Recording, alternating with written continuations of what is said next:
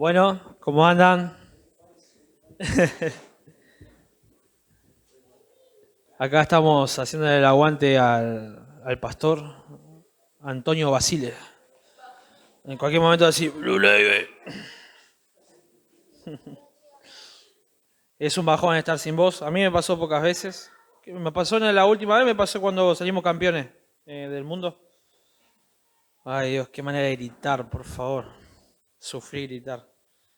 Bueno, ¿cómo andan? Después del desayuno te da ganas de irte a tu casa, ¿viste? Como que, a casa, acostarme un ratito. Pero bueno. Bueno, felices Pascuas. Eh, es una fecha especial para comer chocolate. Qué rico.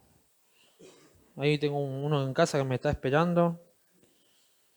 Ya, ya ahí en cualquier momento. Pero me gusta más comer chocolate a la noche. Vieron que el chocolate a la noche es como que más después de comer. Antes de ir a dormir, te acostás en la camita, te comes un chocolate. Es como que ahí lo relajás más, ¿viste? Pero después como que igual el helado va bien también. Pero bueno, estamos en Pascua.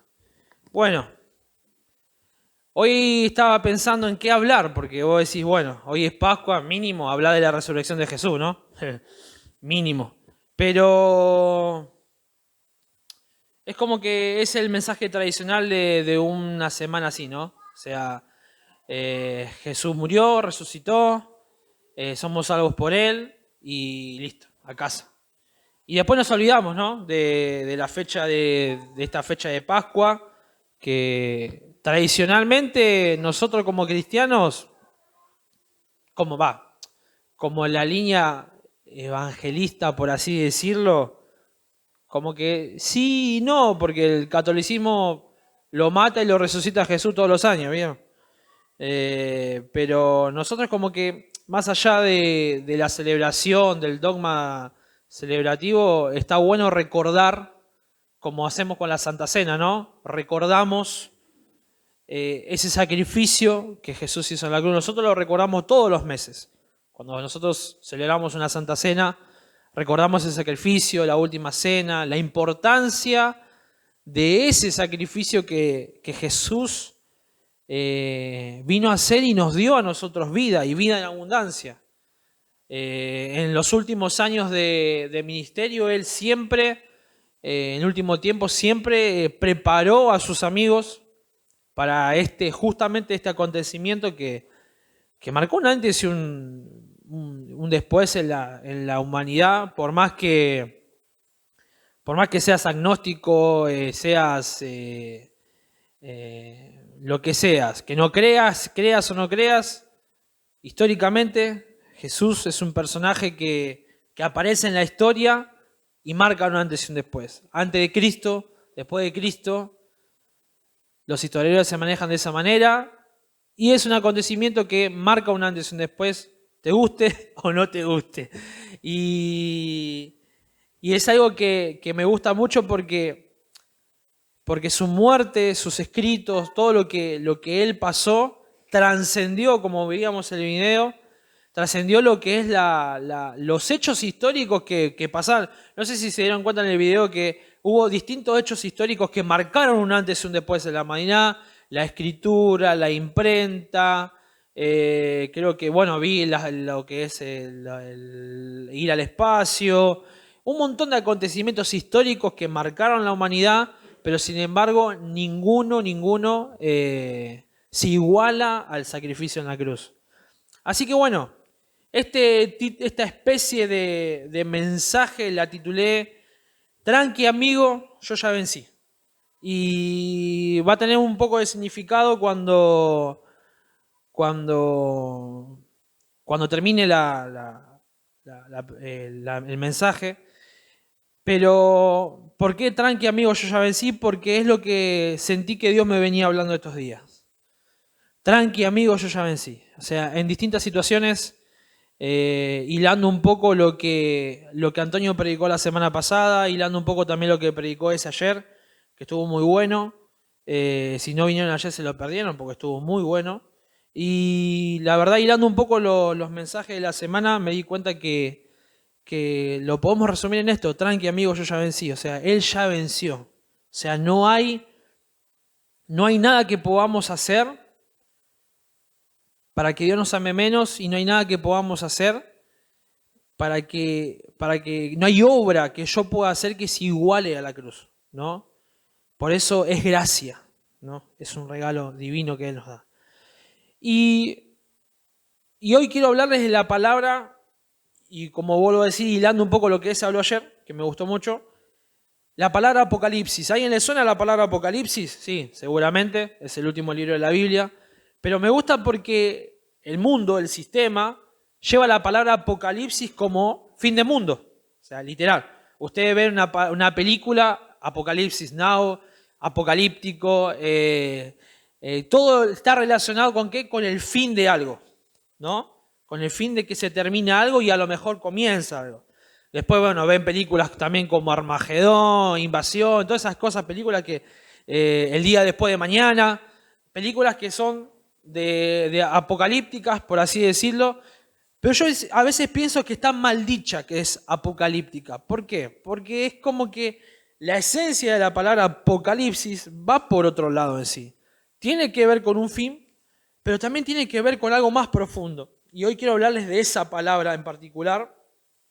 No vamos a ver Apocalipsis, aunque estaría bueno, pero la palabra Apocalipsis literalmente significa quitar el velo, descubrir o revelar algo que estaba oculto, ¿no?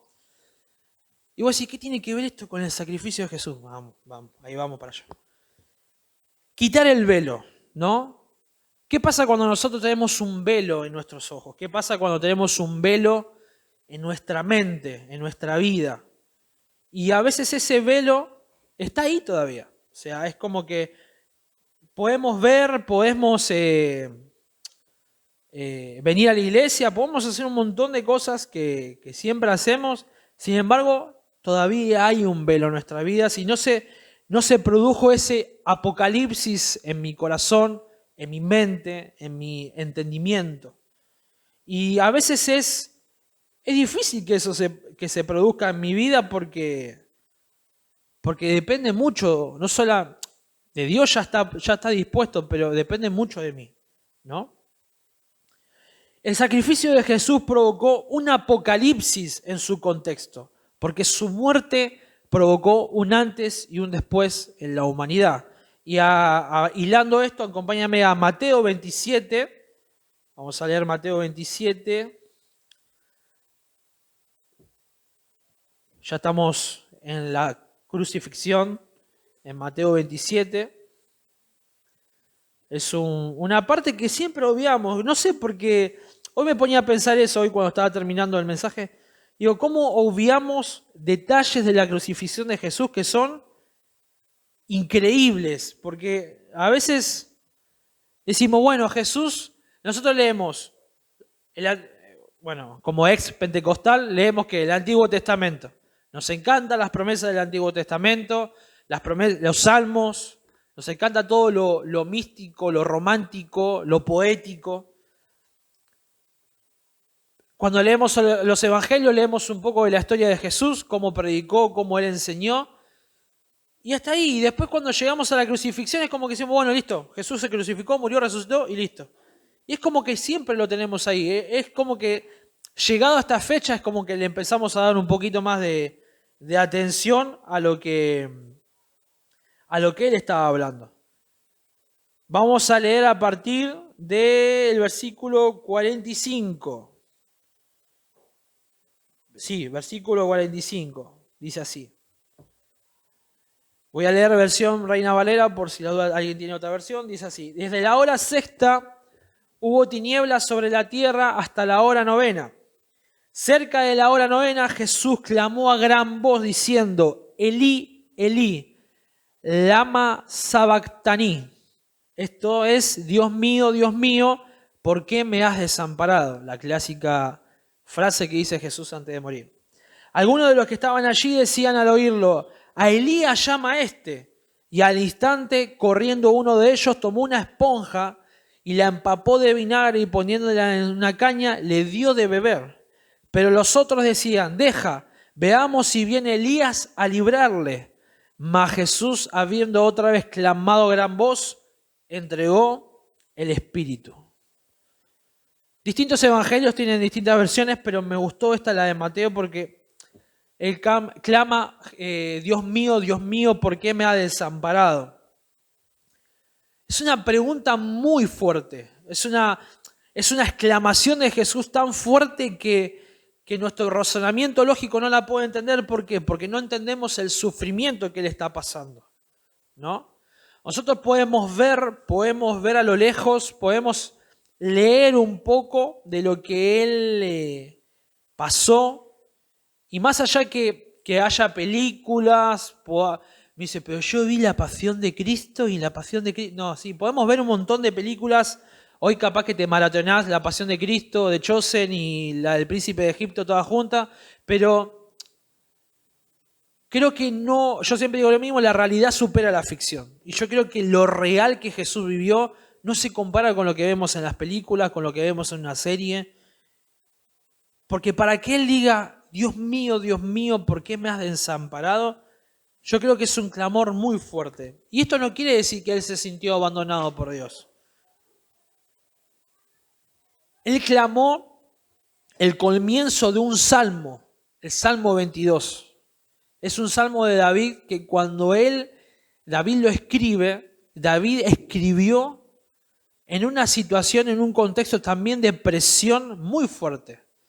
Y cuando Jesús clama, Dios mío, ¿por qué me has desamparado? Está hablando del Salmo 22, de los que David escribió.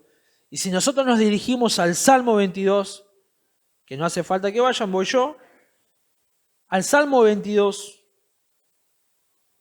es increíble cómo comienza David.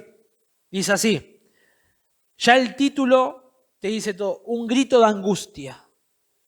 Dios mío, ¿por qué me has desamparado? ¿Por qué estás lejos de mi salvación y de las palabras de mi clamor? Leamos esto ubicándonos en la crucifixión de Jesús.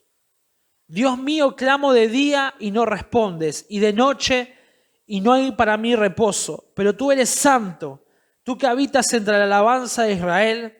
En ti esperaron nuestros padres, esperaron y tú los libraste. Clamaron a ti y fueron librados, confiaron en ti y no fueron avergonzados. Vamos a adelantarnos al verso 23. Dice así, lo que teméis a Jehová, alabadle, glorificadle, descendencia toda de Jacob, y temedle vosotros, descendencia de Israel, porque no menospreció ni abominó la aflicción del afligido, ni de él escondió su rostro, sino que cuando clamó a él, le oyó. De ti será mi alabanza en la gran congregación. Mis votos pagaré delante de los que le temen. Comerán los humildes y serán saciados. Alabarán a Jehová los que le buscan. Vivirá vuestro corazón para siempre. Y el último versículo, que me voy saltando, dice,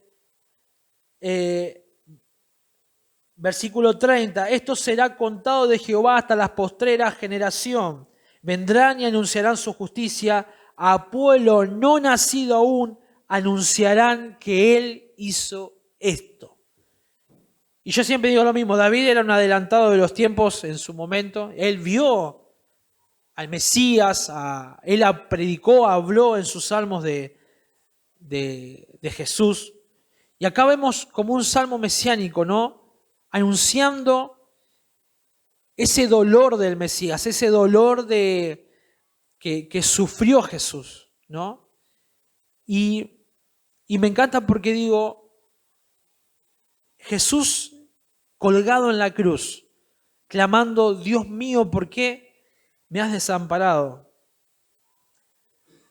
Y yo me pongo a pensar, ¿cuántas veces nosotros, por mucho menos obviamente, ¿no?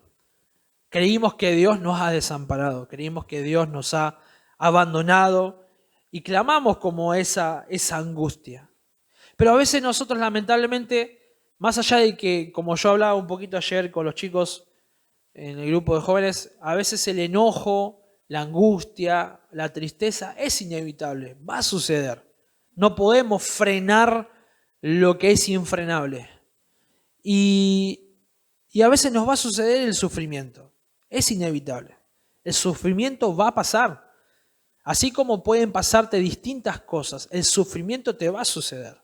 Pasa que nosotros le tenemos miedo al sufrimiento, porque pensamos que el sufrimiento es algo que me va a pasar para siempre y no lo pensamos como algo momentáneo, como algo pasajero, como algo que es una temporada, ¿no?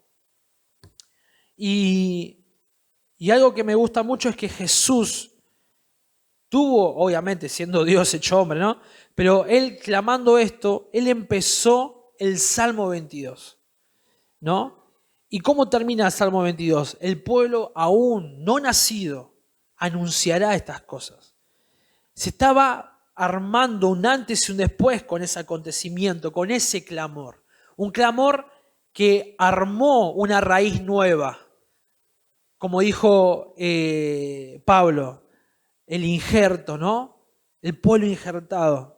Somos ese pueblo injertado. Dios de los dos hizo uno. Y Él hizo todo nuevo a partir de ese sacrificio, de ese clamor. Pero Jesús, antes de que eso suceda, antes de la resurrección, antes de que Él reine para siempre, hubo un sufrimiento, hubo un padecimiento, hubo algo que Él tuvo que pasar para llegar hasta ahí. Y a veces nosotros obviamos el sufrimiento de Cristo. Obviamos que Él sufrió y nosotros vivimos en un evangelio, en un cristianismo donde no tenés que sufrir. Pare de sufrir. Como los parientes nuestros de la Iglesia Universal. Entonces, nos venden un evangelio donde nosotros tenemos que dejar de sufrir, donde sufrir está mal, donde sufrir es algo que lo mandó el diablo, que si sufrís, Dios te abandonó, que si sufrís, Dios se alejó de tu vida, que si sufrís, perdiste la salvación, que si sufrís es porque no ofrendaste, porque no diezmaste, porque no hiciste esto, porque no seguiste los 5 pasos para estar en victoria y porque no fuiste a la campaña, lo que sea, hoy nos venden esa. Y nos venden un evangelio tan dogmático en obras que nosotros lo terminamos creyendo. Y cuando a vos te pasa algo en la vida, algo que vos decís, ¿algo más? ¿Te pasó que en el día te pasan cosas que decís, a ver, ¿dónde va a venir el otro? ¿Algo más? A veces a mí me pasan cosas que digo, tirame un centro, un centro. Ahí yo cabeceo y la clavo en el ángulo, pero no me tiras ni un centro. Nada. Porque si vos me decís que la quiero servida, no, quiero un centro. Tirame un centro y yo hago el resto. Pero ni siquiera el centro viene a veces, ¿no? Más que el centro, el frentazo viene al pecho y te tira al piso. Y después te cuesta una banda levantarte, ¿no? Lo más loco de todo esto, y abriendo paréntesis, que muchas veces de esas cosas, no te digo el 100, vamos a poner un 95 para ser generoso, son por malas decisiones nuestras. Porque nosotros tomamos malas decisiones. ¿Quién toma buenas decisiones todo el día acá? Ninguno. No mientan. Marinosos. Nosotros somos personas que tomamos malas decisiones siempre. Continuamente. El humano por naturaleza toma malas decisiones. Por eso Dios nos compara con ovejas. Porque las ovejas son tontas.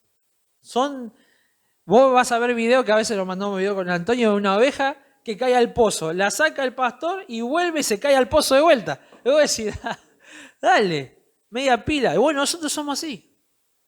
Por malas decisiones nuestras. Y yo soy el primero, ¿eh? No es que... A veces somos tan ingenuos que cualquier loco con corbata que hoy se puede parar acá, o que escuchás por YouTube, o que lo que sea, y te dice algo de parte de Dios, te lo crees. ¿Por qué? Porque no tenemos entendimiento. Y a partir de eso, padecemos un montón de sufrimientos. Y a veces el sufrimiento no viene porque me pasan cosas malas, viene porque no tenemos entendimiento, no hay luz, tenemos un velo. ¿Y el velo qué pasa? Si yo a vos te pongo un velo, te tapo los ojos y te digo, caminá, ¿qué vas a hacer? Te vas a chocar con lo primero que te venga. ¡Pu, pa, pu, pa! Vas a aparecer en... Y entonces, ¿qué pasa? Vas a sufrir caminando. ¿Por qué? Porque te tapé los ojos y no ves nada. Por eso, la falta de entendimiento produce sufrimiento. Para que se produzca un apocalipsis en mi corazón, que mi corazón esté sin velo, es inevitable pasar por sufrimiento. ¿Cómo me doy cuenta que estoy velado? Porque voy a empezar a sufrir. Me voy a empezar a chocar contra todo y no voy a entender nada. Uno no nace sabiendo. El sufrimiento es parte vital de nuestro crecimiento. La palabra sufrimiento proviene del latín sufere, que significa soportar, tolerar. Este término está compuesto por el prefijo sub debajo y el verbo ferre, llevar o cargar. En conjunto sugiere la idea de cargar un peso, soportar una carga o el proceso de tolerar o resistir algo doloroso. Leyendo la etimología de sufrimiento, me doy cuenta que yo sufro al dope. ¿Por qué? Porque Jesús me dijo en Mateo 11, llevad mi yugo sobre ustedes. Mi carga es ligera, muchachos. Mi carga es muy ligera. Aprendan de mí que soy manso y humilde de corazón. Dejen de llevar el yugo del sistema, de la religión. Lleven mi yugo que es ligero. ¿Y qué hacemos nosotros? Nos clavamos el yugo del sistema. Como dijo ese ayer, ¿cómo habías dicho ese? Me maté de risa. Orar en todo tiempo. Oren por todo, no se preocupen por nada. Y vos dijiste, nosotros nos preocupamos por todo y no oramos por nada. O sea, literalmente es así. ¿Me entienden? Entonces nos cargamos un yugo que no nos corresponde. No nos corresponde. En vez de llevar realmente el yugo que Jesús nos invitó a llevar. Ese yugo que es ligero. Y que ya lo dije acá una vez, es cuando Jesús dice, aprendan de mí. Es la primera vez que se lee así un versículo que él dice, aprendan de mí. O sea, lleva mi yugo, pues soy manso y humilde. Aprendan de la mansedumbre, de la humildad mía. Van a ser más ligeros. Imagínense un tipo como él, siendo hombre, esa presión de tener a los 12. La gente que lo seguía, los religiosos que lo acusaban. Él que tenía que lidiar con la economía de los 12 y con los 12 que se peleaban entre ellos. La madre de él, los parientes que lo criticaban. Todo eso en ese contexto, él tenía que lidiar con todo eso. Pero Jesús era Dios en la tierra. Sí, pero era hombre. Y él también se enojaba, él también decía, oh Dios, de vuelta. Vieron que hay gente que, yo digo siempre lo mismo, hay gente que te la bancás y hay gente que tenés ganas de mandarla al cielo, así de una, ¿no? Vos lo mirás y decís, ojalá que te vayas al cielo. Porque, y yo digo, Señor, ¿te lo llevo o te lo mando? Una de dos. Porque hay gente que te irrita, ¿no? Que te irrita y la mirás ya, como que decís, respiro para no hacer una maldad. Y Jesús, imagínense que él tenía ese grupo de fariseos que continuamente lo hostigaba y estaba meta, pinchándole. Y él como que no entiende nada ustedes. Y él sufría todo eso. Sufría, la padecía. Entonces, a veces nosotros, por muchísimo menos, ya no venimos más a la iglesia. Ya después, ¿por qué no venís a la iglesia? Porque el pastor no me saludó. Yo le dije buen día y no me contestó. Yo la he visto. Yo he visto gente que... Mire, como yo voy para casi 17 años en el cristianismo. 15 años. Porque a los 15 empecé a ir, acepté a Cristo y hoy tengo 15 años. Eso no dice nada de mí. 15 años de cristiano no dice nada de mí porque a veces parece que recién me convertí ayer. Pero en cuanto a la logística eclesiástica, la conozco un poco. Y conozco cuando la gente va y viene. Conozco la gente que viene, que parece que esa va a resurgir y a las 2 semanas no viene más. Conozco la gente que da el testimonio y al otro día no viene más. Y conozco esas categorías de gente que vos ves que transitan la iglesia y que no entienden. A ver, no quiero decir que yo entiendo, pero lo que voy yo es que parte del sufrimiento es resistir, ¿no? Y a veces uno resiste en la vida. Porque como dijo Pablo, es una carrera de resistencia, no de quién llega primero y quién llega último. ¿Te pudieron hacer daño en la iglesia? Sí, a mí me lo hicieron. ¿Te pueden criticar? Sí, a mí me lo hicieron. Y yo te puedo afirmar que yo la padecí más dentro de una iglesia que fuera de una iglesia. El padecimiento lo padecí más adentro que fuera. Porque imagínense que yo ya de adolescente ya transitaba todo eso. Y la religión a mí me hizo bolsa. Los dogmas me hicieron bolsa.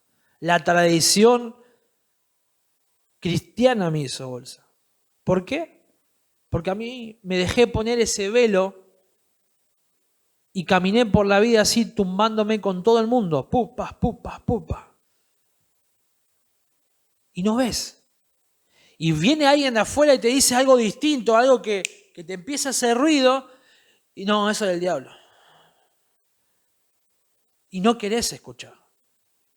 ¿Por qué? Porque interiormente, más allá del dolor, vos sabés que estás en el lugar equivocado o estás padeciendo de forma equivocada y no lo querés ver. Cuando haces ejercicio, tus músculos se contraen y relajan, se desgarran ligeramente y se adaptan para que puedas moverte y fortalecerte. Cuando nos metemos en el conocimiento de Dios, nuestra mente y corazón se sacuden como en un gimnasio. Miren el proceso del músculo. Cuando yo empecé a hacer ejercicio, mis músculos se contraen y se relajan y se desgarran ligeramente. O sea, el músculo se desgarra cuando yo hago ejercicio. ¿Alguien fue al gimnasio alguna vez acá? Seguramente. Hace poco con Lu fuimos a una clase gratis de... ¿Qué era? ¿Crossfit? No me acuerdo qué era. Dios mío, terminé con un pulmón afuera. Así. Yo estoy fuera de estado totalmente. O sea, yo he hecho deporte casi toda mi vida. Creo de los 5 años. Mi viejo siempre me llevó a jugar a la pelota. Siempre jugué en un club. Jugué en Racing un tiempo. Llegué a hacer futsal. Y obviamente el entrenamiento físico era full. Imagínense que entrenaba, yo tenía 16, 17 años, entrenaba 4 veces por semana y dejé de entrenar y empezó a crecer el caparazón para el otro lado. Y ya vos estás fuera de estado. El cuerpo tiene memoria porque uno empieza a trotar, a hacer ejercicio, te acordás de los ejercicios, pero vas perdiendo el equilibrio. Yo me di cuenta que el equilibrio que tenía antes no lo tenía, la coordinación que tenía antes no la tengo. Hay un montón de cosas que las perdés, por más que el cuerpo tenga memoria. Y me acuerdo que fueron 1 hora intensa, 1 hora. Vos decís 1 hora, capaz que te mirás un capítulo de una serie. Bueno, ni siquiera fue 1 hora, fueron 50 minutos. Intensísimos. Para mí fueron 10 horas. No daba más. Sufrí. Quería que se termine.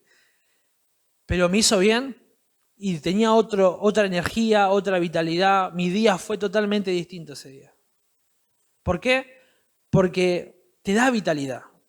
Cuando nosotros nos acercamos al conocimiento de Dios, nuestra vitalidad cambia. Mi vitalidad, por más que esté cansado y los músculos se vayan desgarrando de a poco, cuando yo ejercito mi conocimiento hacia Dios, yo empiezo a entender un poco más a Dios y empiezo a entender el sufrimiento. ¿Por qué lo padezco? ¿Por qué es necesario? Y yo sé que Él en medio de todo eso, Él me va a guardar. Como decía tener el conocimiento de que Dios está conmigo. Dios está conmigo. Pero cuando tenemos un velo, ese conocimiento no está. ¿Por qué? Porque actúo religiosamente. Vengo a la iglesia los domingos, escucho el vivo el miércoles, oro antes de comer si es que alguno ora, me levanto y digo, Padre, amén, me voy y te vas al trabajo. Y religiosamente vamos actuando así por la vida, ¿no? Y es como que no vivo esa vida de oración, esa vida de esa, como yo digo, una charla continua, una charla que no le doy descanso. Vamos a poner un ejemplo, uno cuando está con su pareja, uno empieza a charlar y es como que esa charla siempre es continua, ¿no? Más allá de que pasen los días, esa charla es continua. Capaz que charlas una cosa un día y al otro día seguís la charla de ayer y viceversa. Y con Dios es exactamente lo mismo, uno va siguiendo la charla día a día, pero a veces nosotros religiosamente tenemos que hacer todo un rito alrededor de la oración para que Dios nos escuche y Dios ya te escuchó, ya sabe lo que vas a pedir, o sea, a veces la oración es más para nosotros que para Dios, ¿no? Dios no necesita tu oración, no es que Dios eleva el ki, el poder de Dios porque vos estás orando, no, o sea, Dios sabe de qué tenés necesidad, por qué vas a orar y ya sabe que vas a orar mal. Él sabe que vas a orar mal y por eso ya mandó al Espíritu Santo para que ores bien, porque vos orás mal. ¿Me entienden? Entonces, Él es bueno en todo momento. La bondad de Dios siempre es buena. Hilando un poco, como dije ayer, hablando de la oración,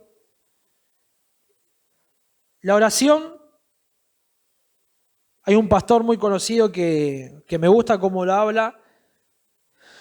Él habla de oración, ¿no?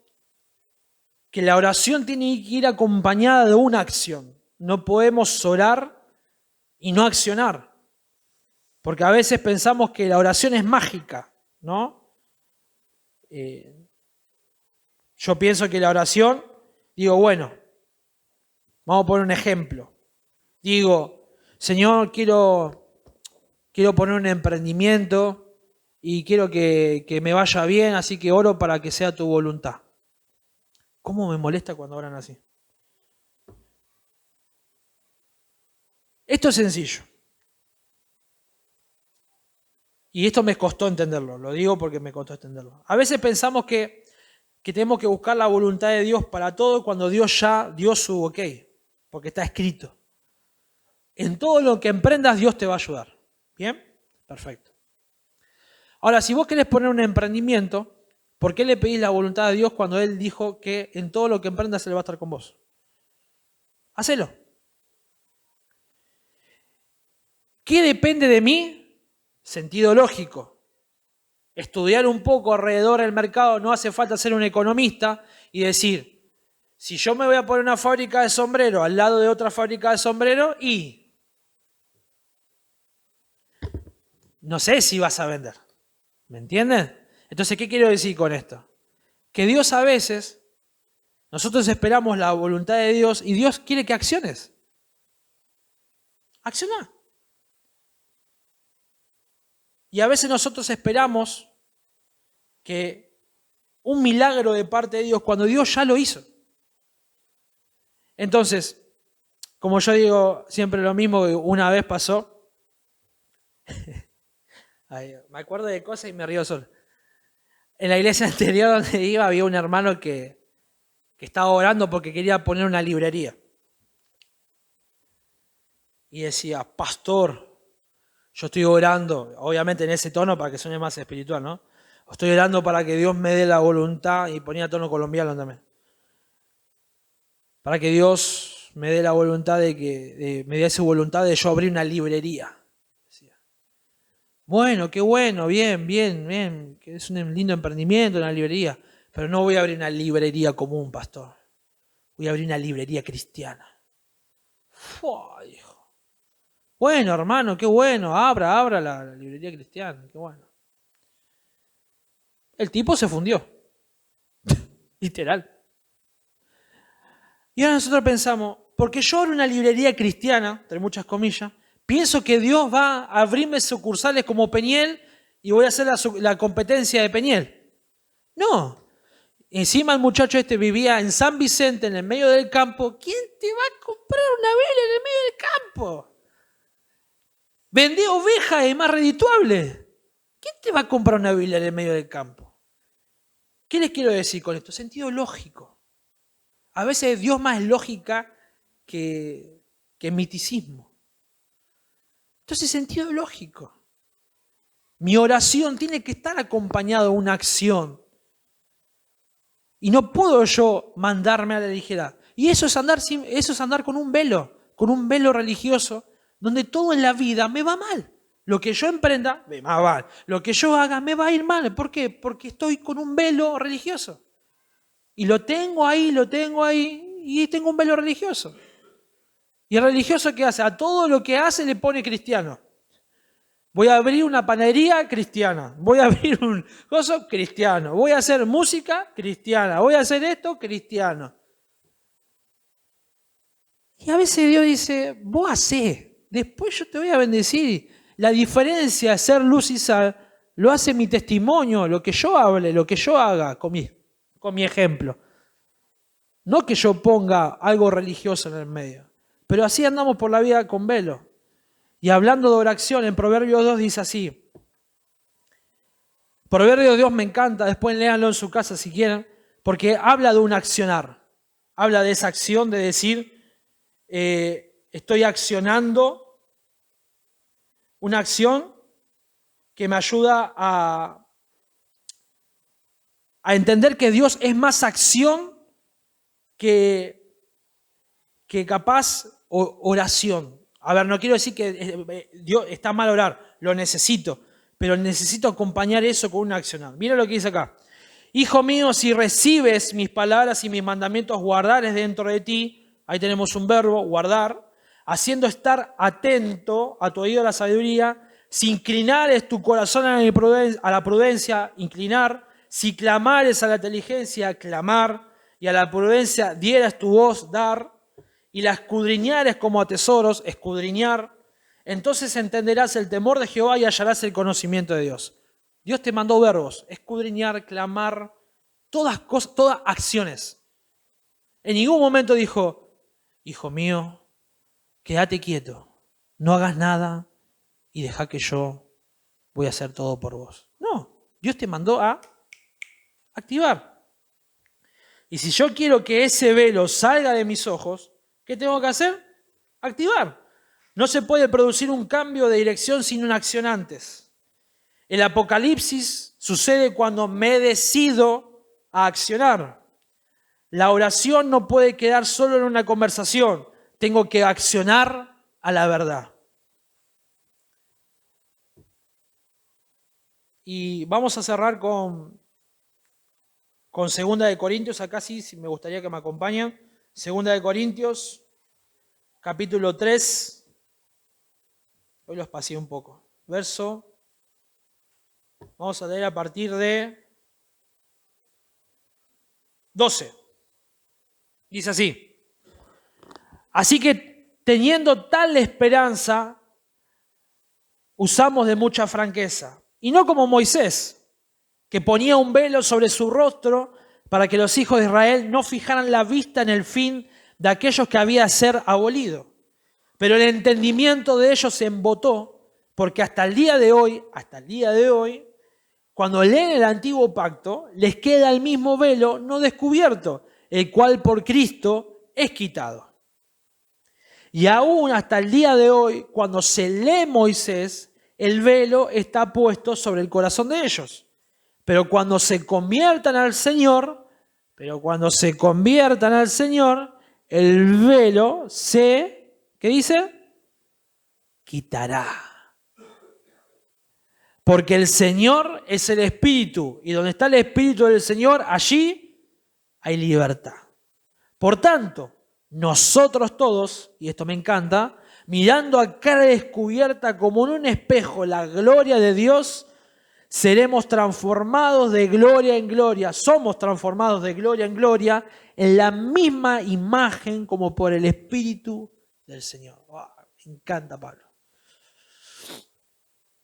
Pero cuando se conviertan al Señor, el velo se quitará. ¿Estamos convertidos? Es la pregunta. ¿Estoy convertido al Señor? ¿Vieron cómo somos un manojo de dogmas y costumbres religiosas? Cuando realmente la verdad se enfrenta a nosotros y digo, ¿realmente me convertí al Señor? Pero tengo 20 años en el cristianismo. ¿Pero realmente te convertiste? ¿Realmente te convertiste al Señor? Y no digo si sos creyente o no. Te digo, ¿te convertiste al Señor realmente? ¿Y cómo sé que me convierto al Señor? Porque el velo se me quitó, porque tengo fruto, porque hay algo en mí, que vive en mí, que creo en Él, que tengo conocimiento de que Él está conmigo y mi vida funciona en base a eso. La religión no quiere que el velo sea rasgado de mi corazón. Cuando mi corazón está cubierto por ese velo religioso, mi entendimiento es nulo. La verdadera libertad la encontramos cuando el velo es quitado. Mientras tanto, somos presos de dogmas y ritos religiosos. El velo se rasgó cuando Jesús murió. Jesús muere, Él entrega su espíritu y dice que en el templo se rasgó el velo que dividía del lugar santo del santísimo. Paréntesis, para los que no saben, antiguamente el templo se dividía en dos. Lugar santo, lugar santísimo. ¿Qué era el lugar santísimo? Era el lugar donde solamente entraba el sumo sacerdote y ofrecía sacrificio una vez al año por los pecados del pueblo. Prácticamente el sumo sacerdote entraba ahí y Dios mismo estaba ahí una vez al año y entraba ahí para entregar el sacrificio. Cuando Jesús murió, ese velo se rasgó. ¡Tac! ¿Qué quiere decir eso? Ya está. Tetelestai, hecho está. Listo. No hay nada que vos puedas hacer para que ese velo vuelva a la normalidad. Se rasgó. Cuando algo se rasga, no tiene arreglo. No hay vuelta atrás. Y cuando se rasga el velo, ¿qué quiere decir? Yo tengo entrada libre todo el tiempo que yo quiera a la presencia de Dios. Siempre. Listo. Él habita en mí. Punto. Pero nosotros, ¿qué hacemos? Agarramos un hilo, una aguja y empiezo a coser el velo. Tac, tac, tac, tac, tac. Y me lo pongo de vuelta. Tenemos esa costumbre. ¿Por qué? Porque no nos gusta estar sin velo. No nos gusta enfrentar la verdad. Pero cuando el Espíritu Santo choca con la verdad, te pega acá en el pecho con la verdad que a vos te está pasando, con esa verdad de que empezás a reconocer un montón de cosas en tu vida que están mal, que hiciste mal, que te hicieron mal, el Espíritu Santo empieza a pegar tanto en el pecho que vos empezás a sufrir. ¿Por qué? Porque te estás rompiendo literalmente en pedazos internamente. Y es lo que a mí me pasó. Internamente te empezás a romper tanto que vos decís, basta, ya está. Pero es necesario que uno sufra esa parte. ¿Por qué? Porque uno encuentra la verdadera libertad. Uno empieza a ser libre cuando empieza a hablar, cuando empieza a decirle a Dios lo que realmente le pasa y deja de ser un religioso que dice, no, yo estoy bien, a mí la unción me respalda. Mentiroso. Y vamos por la vida así, mintiéndole a Dios, mintiendo inclusive a nosotros mismos de lo que no somos. Cierro y nos vamos a casa. Juan 11:25. Yo soy la resurrección y la vida. El que cree en mí, aunque esté muerto, vivirá. Y yo creo que es un buen tiempo donde tenemos que empezar a quitarnos los velos de nuestros ojos, ¿no? Antonio hablaba de que la otra semana que era necesario a veces padecer. Ese hablaba la importancia de la oración. Y hoy un poco les digo la importancia de accionar a todo lo que veníamos hablando. Y no es casualidad, o sea, a veces Dios nos habla acá y a veces obviamos esa parte de que Dios nos está hablando. Y a mí me gusta pensar esto, ¿no? Por eso puse, tranqui amigo, yo ya vencí. ¿Por qué tranqui? Porque a veces andamos tan acelerados, tan ansiosos, tan angustiados, turbados por cosas que nos pasan que Dios te dice, amigo, tranqui. Amigo, yo ya vencí, tranqui. Tranqui, relajá. Relajá, sacate el velo, caminá tranquilo. Tenés libertad, relajá. Y yo sentí que estos días la misericordia de Dios me alcanzó y sentí eso. Tranqui, amigo. Tranqui. Y a veces ese tranqui de Dios me altera un poco. ¿Por qué? Porque vuelve el religioso de antes y me dice, no, pero tenés que hacer esto para que la presencia de Dios se sienta, para que esto, para que acá, para que allá. Y Dios me dice, hey, tranqui, está todo pago. Andá y no peques más. De vuelta, parate, hacelo de vuelta, dale. Y cuando pasa eso, relajo un poco y digo, es verdad. Porque a veces la culpa nos pone ese velo de vuelta y no nos gusta andar. Y andamos así por la vida, con un velo, con la culpa encima. Así que, con esto les quiero decir que quitemos el velo en nuestras vidas. Podamos quitar el velo de nuestras vidas. Él resucitó para que ese velo no esté más en tus ojos. No nos pongamos de vuelta el velo. Que no sea en vano la resurrección de Jesús en nuestras vidas. Que no sea en vano todo lo que Él hizo en la cruz y todo lo que Él sacrificó por nosotros. Que no sea en vano. Él hizo un gran sacrificio para que yo hoy tenga libertad y pueda vivir en abundancia. Así que disfrutemos la vida, que la vida está más allá que somos peregrinos, la vida es linda a pesar de sus sufrimientos y que podamos amarla como si fuera el último día que vamos a vivir, valorando lo que tenemos, valorando a las personas que tenemos, no coqueteando con el pecado, no jugando al límite y podamos vivir sin velo. Vivir sin velo. ¿Sí? Oramos. Señor, te doy gracias por este tiempo. Gracias por tu amor, por tu misericordia. Gracias, Señor, porque siempre estás con nosotros y siempre nos vas a ayudar.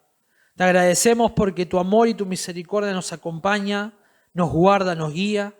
Y te agradecemos, Señor, porque ese amor incomparable siempre está cuidando cada paso que nosotros damos. Te pedimos que quites el velo de nuestras vidas, que quites el velo de nuestros ojos, que quites el velo de nuestro corazón, que hagas ese apocalipsis en cada una de mis decisiones, en cada accionar de mi vida, y que pueda, Señor, cada día hacer tu voluntad, hacer lo que a vos te agrada, Jesús. Ayúdame a que los frutos crezcan, ayúdame a poder vencer esas debilidades que me cuestan, ayúdame a poder entender que vos estás 24/7 conmigo y ayúdame, Jesús, a amarte cada día más como vos me amás a mí. Te amamos, Dios, en el nombre de Jesús. Amén. Amén. Bueno, para terminar, quiero que se lleven este regalo de parte del grupo Marcando Identidad, del grupo de jóvenes. Hicimos unos stickers para que lo peguen en el mate, en el termo, en el cuaderno, donde ustedes quieran. Y dice así: tranqui amigo, yo ya vencí y Jesús diciéndote, tranqui, yo ya vencí. Así que bueno, agárrense uno para cada uno y disfrútenlo. Dios los bendiga.